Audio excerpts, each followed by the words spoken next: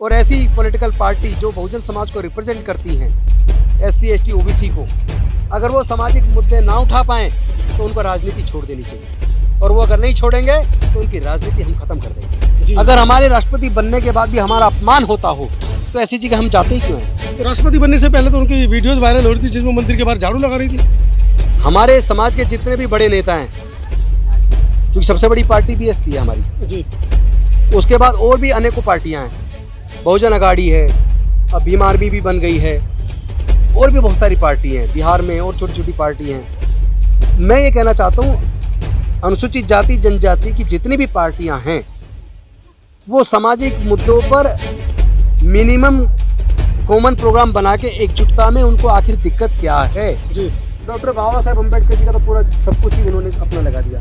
क्या उनकी कुर्बानी बर्बाद हो जानी चाहिए? कांचीराम साहब ने जिस मूवमेंट को खड़ा किया, क्या वो मूवमेंट मरता रहे? क्या हम आंखें बीच के देखते रहे? क्या दर्द नहीं होता हमें? पूरा समाज दर्द से करा रहा है। क्या हमारे नेताओं को दिख नहीं रहा? क्या मजबूरी है? एक प्लेटफॉर्म पर कॉमन एजेंडे के साथ क्यों नहीं आ रहे हैं सब लोग? आना पड़ेगा, इसलिए नहीं आ रहे क्योंकि समाज दबी जुबान में बोल तो रहा है, अब खुल के बोलना होगा। आप अपनी राजनीति चलाइए, अलग अलग किस पार्टी में जो काम कर रहा करिए, मैं उसकी बात नहीं कर रहा हूँ, लेकिन सामाजिक मुद्दों पे एकजुटता क्यों नहीं? समाज की हकमारी पे क्यों नहीं? आप बोलते क्यों नहीं है? आप संसद में जा रहे, विधानसभा में जा रहे, तो उनकी आवाज़ क्यों नहीं बनते हैं? ये समाज के साथ धोखा नहीं है क्या? जो रिप्रेजेंटेशन दिया समाज को, क्या उस समाज के रिप्रेजेंटेशन के साथ गद्दारी नहीं है क्या? ये समाज के साथ भी गद्दारी है, देश के संविधान के साथ भी गद्दारी। आने वाली 10 सितंबर को जयपुर के अंदर 50,000 लोग आ रहे हैं, राष्ट्रीय बौद्ध सम्मेलन है, और उसके बाद अक्टूबर का होना था लेकिन वो नहीं मिल रहा, खाली नहीं है ग्राउंड। नवंबर में 26 नवंबर मोस्ट प्रोबेबली होगा। 1 लाख लोग आ रहे हैं अहमदाबाद के अंदर, राष्ट्रीय बौद्ध सम्मेलन होगा, बहुजन अधिकार सम्मेलन होगा, और तीसरा दिल्ली में दिसंबर में 1 लाख लोगों से ज़्यादा का राष्ट्रीय बहुजन अधिकार सम्मेलन होगा, राष्ट्रीय बौद्ध सम्मेलन होगा। और हम जिस लड़ाई को, न्याय की जिस लड़ाई को, जिस सच की खोज में तथागत बुद्ध ने अपना जीवन लगा के मानव कल्याण के लिए रास्ता दिखाया, उस रास्ते को तेजी से आगे बढ़ाने में अब दिन रात एक कर देंगे। और हम उम्मीद करते हैं कि हमारे लोग ऐसी जगह पर जाना आने वाले समय में बंद करेंगे। बौद्ध धर्म का मतलब जानिए, बौद्ध धर्म का मतलब है बुद्धि और ज्ञान पे आधारित वैज्ञानिक दृष्टिकोण से चलने वाला मार्ग, जिसमें सबका कल्याण है, जिसमें आप नशे से दूर रहने की बात करते हैं, व्यभिचार से दूर रहने की बात करते हैं, हिंसा से दूर रहने की बात करते हैं, झूठ से दूर रहने की बात करते हैं, मानव कल्याण की बात करते हैं, जिसमें सबका मंगल हो, सभी जीव सभी प्राणी खुश रहें। तो ऐसे धर्म के रास्ते पर निश्चित तौर पर पूरी दुनिया आने वाली है। केवल भारत के लोग नहीं, पूरी दुनिया के लोग आने वाले। ये मार्ग तो आगे बढ़ेगा ही बढ़ेगा, उसको कोई रोक नहीं। राष्ट्रपति कोविंद ने अपने साथ जब जातिवाद हुआ मंदिर में, उस पर सफाई दी कि मेरे घुटनों में दर्द था, लेकिन वर्तमान में जो हमारी महामहिम राष्ट्रपति मुर्मू जी हैं, उन्होंने अभी तक कोई बयान नहीं दिया है, जबकि पूरे देश ने देखी वो वायरल तस्वीरें जिसमें उनको मंदिर के बाहर ही रोक के रखा गया। कैसे देखते हैं पूरे मामले को?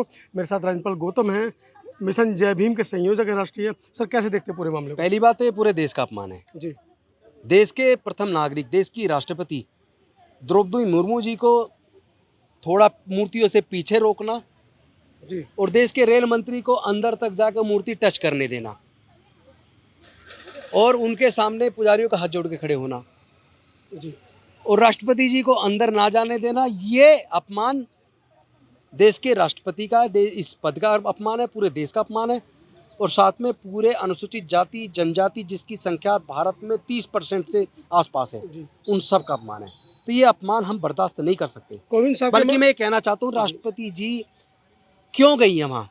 जी, अगर हमारे राष्ट्रपति बनने के बाद भी हमारा अपमान होता हो तो ऐसी जगह हम जाते ही क्यों हैं? तो राष्ट्रपति बनने से पहले तो उनकी वीडियोस वायरल हो रही थी जिसमें मंदिर के बाहर झाड़ू लगा रही थी। देखिए, मैं तो एक बात कहना चाहता हूँ जी, और बार बार दोहरा रहा हूँ, जिस जगह इस अपनी पूरी कम्युनिटी का अपमान हो उस जगह जाना बंद कर दो।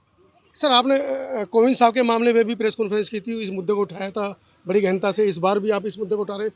बाकी समाज के नेताओं को क्या साफ सूंघ गया है? वो बिल्कुल चुप्पी लगा के बैठे इस पूरे मामले पर। वो उनकी चुप्पी अब हम तोड़ेंगे। जी, हमारे समाज के जितने भी बड़े नेता हैं, क्योंकि सबसे बड़ी पार्टी BSP है हमारी, जी, उसके बाद और भी अनेकों पार्टियां हैं, बहुजन अघाड़ी है, अब भीम आर्मी भी बन गई है, और भी बहुत सारी पार्टी हैं बिहार में, और छोटी छोटी पार्टी हैं। मैं ये कहना चाहता हूँ, अनुसूचित जाति जनजाति की जितनी भी पार्टियां हैं वो सामाजिक मुद्दों पर मिनिमम कॉमन प्रोग्राम बना के एकजुटता में उनको आखिर दिक्कत क्या है। जी समाज का अपमान होता रहे, समाज का उत्पीड़न होता रहे, समाज की हकमारी होती रहे, और आप अगर केवल अपनी ईगो में बैठे रहेंगे, ये पहले तो सबको एकजुट करने की जिम्मेदारी जो बहुजन समाज की बड़ी पार्टी उसकी जिम्मेदारी है। जी उनको सबको बुला के सबसे बात करनी चाहिए, उनको नेतृत्व देना चाहिए, उनको समाज को एकजुट करना चाहिए।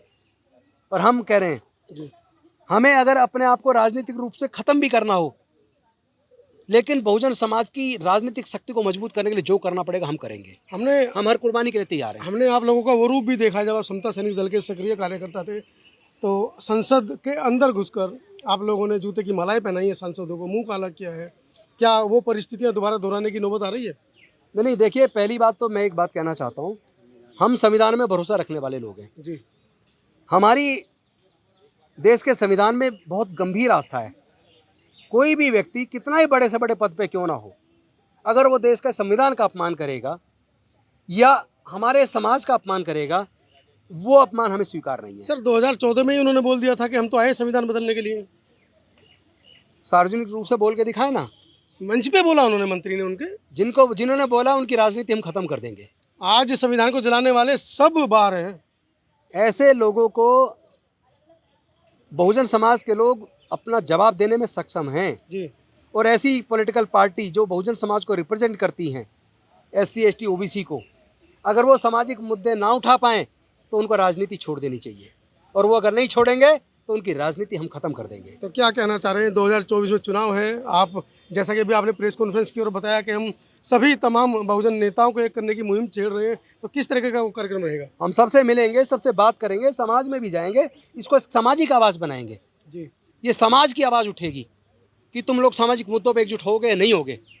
जो होने को तैयार नहीं है उसका बायकॉट समाज करेगा। सफलता की क्या गारंटी है? सभी का ईगो अपने पास है, सभी के अपनी पार्टियां हैं, सभी राष्ट्रीय अध्यक्ष हैं। जब मन में पवित्रता हो जी और कर्तव्य के प्रति ईमानदारी हो तो सफलता तो 100% होकर रहेगी। और जिस आदमी को अपने काम पे भरोसा ना हो, अपनी ईमानदारी पे भरोसा ना हो, वो कभी सफल नहीं हो सकता। क्या संदेश 2024 के लिए नेताओं को? देश एक ही संदेश है कि जो देश के अंदर धर्म के नाम पर उन्माद पैदा कर रहे हैं, जो लोग देश के संविधान को बदलने की बात कर रहे हैं, जो लोग धार्मिक उन्माद कर रहे हैं, जो लोग जाति धर्म के नाम पे देश को बांटने की साजिश रच रहे हैं, जो लोग आतंक पैदा कर रहे हैं, ऐसी पार्टी को अब जीरो पे लाइए। ऐसी पार्टी को वोट देना बंद कीजिए। अपने संविधान की ताकत को, वोट की ताकत को इस्तेमाल करके ऐसी ताकतों को अब कमज़ोर करने का समय आ गया है।